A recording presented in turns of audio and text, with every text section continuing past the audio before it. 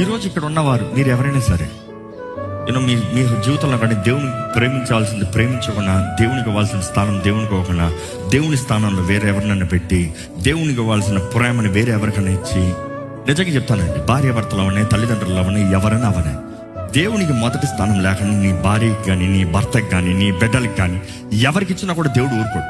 ఎవరికి ఇచ్చినా కూడా దేవుడు ఊరుకోడు. నువ్వు దేవుని కన్నా నీ బిడ్డలను ఎక్కువ ప్రేమించావా, దేవుడు ఊరుకోడు.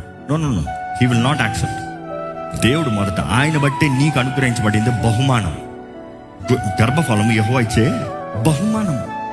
దేవుడు ఇచ్చిన బహుమానాన్ని ఇచ్చిన వాడికన్నా ఇవ్వబడిన బహుమానాన్ని ఎక్కువ ప్రేమిస్తున్నావు, ఊరుకుంటారా ఎవరైనా సరే?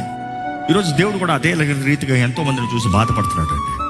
ఎందుకంటే దేవుని ప్రేమించాల్సిన వారిని దేవుని కన్నా దేవుని ద్వారా పొందుకున్న వస్తువులను ఎక్కువ ప్రేమిస్తున్నాము, దేవుని ద్వారా పొందుకున్న కార్యాలను ఎక్కువ ప్రేమిస్తున్నాము, దేవుని ద్వారా పొందుకున్న ఆశీర్వాదాలను ప్రేమిస్తూ దేవుని మర్చిపోతున్నాము.